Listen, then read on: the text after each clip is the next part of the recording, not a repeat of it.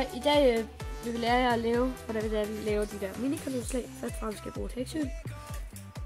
Tændstikker til at tænde med, eller en lighter. Noget gaffatape.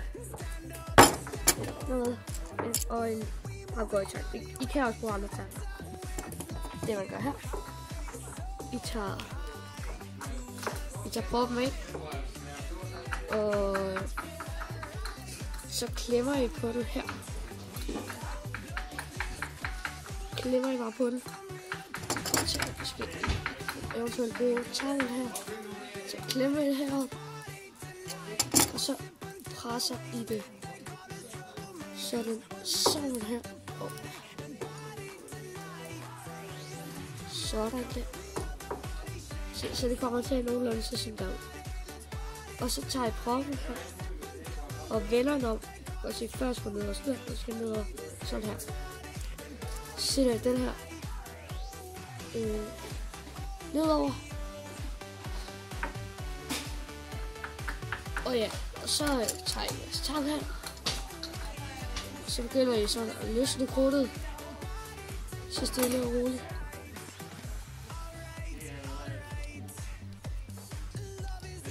Og så det er mest godt og grundigt.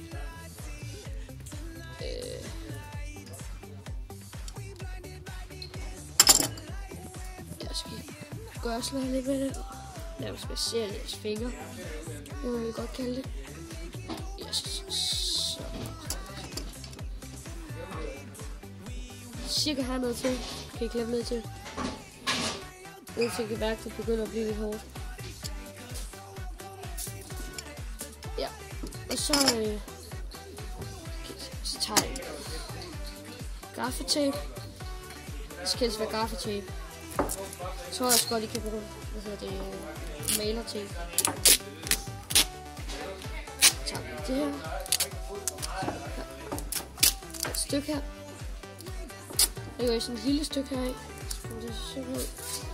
Og så tager jeg det rundt om her ved toppen.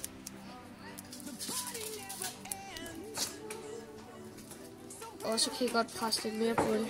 Altså, så krudtet løsner sig rigtig godt.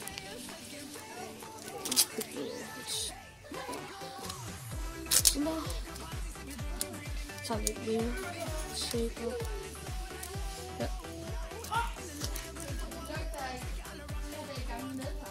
Og så